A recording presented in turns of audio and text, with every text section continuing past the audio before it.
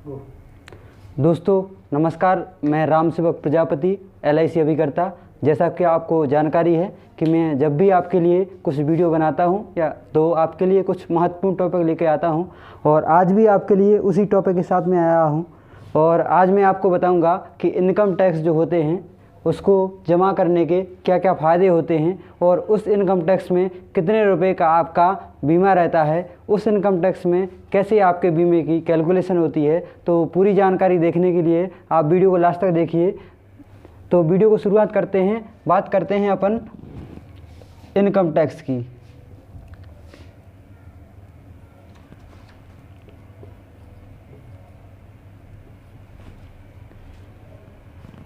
Income tax जो है,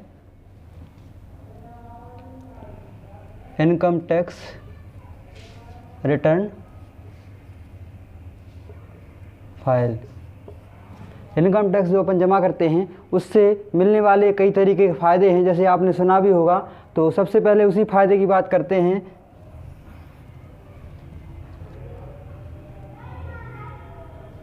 मिलने वाले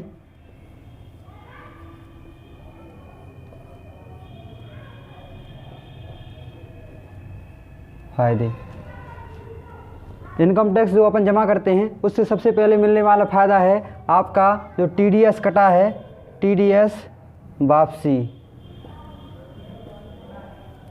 आपका जो भी TDS कटा है पूरे साल में, कई तरीके की TDS कटते हैं। जैसे आप कहीं पे शॉपिंग करते हैं या मान के चलो किसी FD वगैरह में आपने जो कुछ बनवा रखी है, कहीं पे बैंक में या कहीं पे भी जो आपने FD बनवा रखी, उससे आपका जो TDS कटा है वो आपका वापसी आ जाएगा। कहीं से अगर आपकी सैलरी आ रही है उससे जो TDS कटा है आपका 5% के हिसाब से, वो आपका वापसी आ जाएगा। और जहाँ भी आपका TDS कटा है वो अगर आप साल में फाइल कराते हैं तो सबसे पहले आपका TDS वापसी आ जाएगा। ठीक है। दूसरा इसका जो वो फ़ायदा है वो है आपका कि किसी भी व्यक्ति को अपनी आय, किसी भी व्यक्ति को अपनी 1 साल की इनकम अगर किसी व्यक्ति को दर्शाना है गवर्नमेंट की नज़र में, अगर गारंटी के तौर पर लोग कहते हैं ना कि क्या गारंटी है आपके पास, तो अगर आपके पास इनकम का जो सोर्स है वो आपका इनकम टैक्स है। इनकम टैक्स का मतलब होता है कि आप 1 साल में जितनी इनकम प्राप्त करते हैं वो आप नंबर 1 में गवर्नमेंट की नज़र में पूरी इनकम दिखाते हैं कि हम 1 साल में कितना रुपये कमाते हैं। तो सबसे दूसरी चीज़ जो है आपकी आय का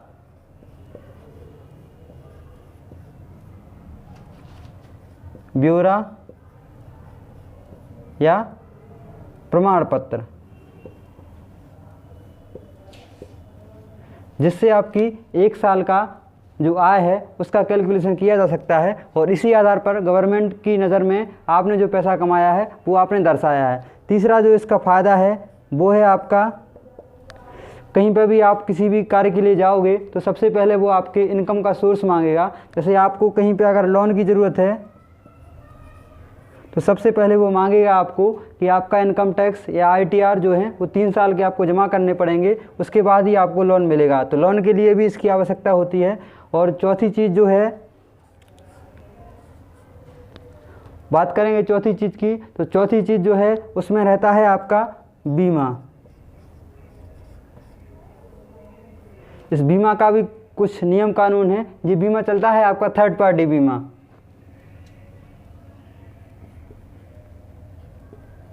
थर्ड पार्टी इंश्योरेंस,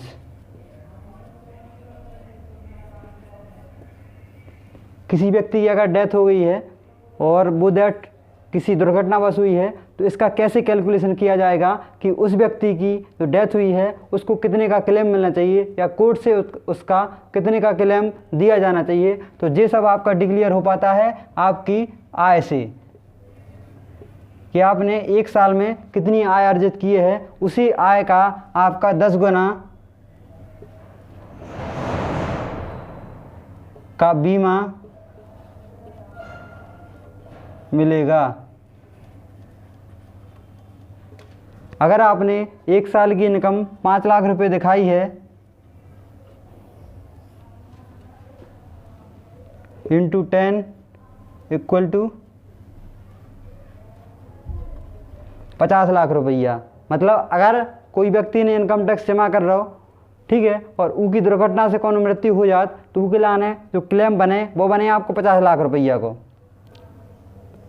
क्या है कि उनकी 1 साल की इनकम टैक्स में 5 लाख रुपये दिखाई। अगर वही व्यक्ति इनकम टैक्स जमा नहीं करत हुई है तो वही व्यक्ति के लाने जो थर्ड पार्टी क्लेम है वो गवर्नमेंट अपने हिसाब से 2-5 लाख रुपये में निपटा दे, 2 से 5 लाख रुपये दे दे और आगे वो काम खत्म। उसके बाद ना तो व्यक्ति के लाने कछु मिले ना उनकी फैमिली वाले, मतलब जो भी उनकी फैमिली है 2-5 लाख रुपये जितना भी गवर्नमेंट अपने हिसाब से दे वो चाहे वो दे दे, जो कंपनी अपने हिसाब से डिसाइड करे वो दे दे। लेकिन अगर वही व्यक्ति इनकम टैक्स अपने जमा करत हुई है तो वही व्यक्ति को जो इंश्योरेंस है उनकी इनकम को 10 गुना, मतलब वही व्यक्ति को इंश्योरेंस जिसको 2-5 लाख रुपये मिलने वही के लाने आपके 50 लाख रुपया मिल सकत। और बे कब मिल सकत, जब व्यक्ति इनकम टैक्स जमा कर रहा हो, मतलब अपनी आय नंबर 1 में दिखा रहा हो कि हम साल भर के 5 लाख रुपया कमाऊ। जो फ्री इंश्योरेंस है इनमें 1 भी रुपये किसी भी व्यक्ति का जमा नहीं होता है, ये गवर्नमेंट की तरफ से होता है और ये डिक्लेयर होता है आपका थर्ड पार्टी इंश्योरेंस के तहत। और इसको जो डिक्लेयर करता है वो करता है आपका कोर्ट में ये फैसला होता है कि व्यक्ति की 1 साल की इनकम 5 लाख रुपए है तो उसका 10 गुना मतलब 50 लाख रुपए तक का जो इंश्योरेंस है वो थर्ड पार्टी जो भी कंपनीज रहती हैं वो आपकी फैमिली को पे करेंगी, जिसमें आपका 1 भी रुपये जमा नहीं होना है। और इसके कई सारे लाभ हैं, जैसे आपका लोन का हुआ, TDS का हुआ, नंबर 1 में आपकी जो इनकम है उसका भी सारा ब्यौरा हो गया। और जैसे मान चलो आप 5 लाख रुपये 1 साल की इनकम करते हैं इंटू 5 ईयर, मतलब 5 साल तक आपने रेगुलर इनकम की 5 लाख रुपए, जिसमें आपने खर्च का ब्यौरा कुछ नहीं दिखाया है। और अगर कभी आप 20 लाख रुपए की जगह या कोई भी संपत्ति आप खरीदोगे तो आपको इसमें किसी भी तरीके की कोई दिक्कत नहीं आएगी।